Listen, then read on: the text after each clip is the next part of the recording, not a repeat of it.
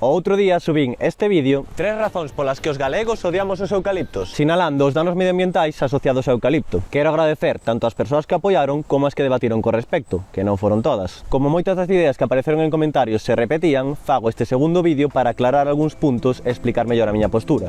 En primeiro lugar, é certo que a frase que introduce ese vídeo era provocadora. Evidentemente non todos os galegos odiamos o eucalipto, porque senón non estaría o monte cheo deles. Simplemente escollina por ser chamativa e porque sí que somos moitos os que estamos preocupados polas consecuencias do monocultivo. Despois, neste vídeo non falo en ningún momento de rendementos nin explotacións madeireiras, só explico danos ecolóxicos apoiados por estudos científicos, que ademais vos deixo na descripción. A evidencia sinala que o eucalipto empobrece o solo, desplaza as autóctonas, facilita a propagación de incendios e reduce a nosa biodiversidade. Entón, a cuestión real é, merece a pena priorizar o carto rápido sobre o noso medio ambiente? Eu penso que pode existir un equilibrio, pero co eucalipto xa fai tempo que cruzamos esa liña. Unha especie exótica invasora ocupa un cuarto da nosa superficie arbolada, espallándose sen control por espazos supostamente protegidos como as cíes e as fragas do Eume. Moitas veces en forma de terreos abandonados que non reportan beneficio ningún. É un modelo forestal cortoplacista que trata o monte como unha industria que podemos exprimir sen límites. Pero Galicia necesita unha transición a un modelo forestal máis sostible no longo prazo, porque se o monocultivo sigue medrando ano tras ano rompendo o equilibrio ecosistémico, máis pronto que tarde nos chegará a factura.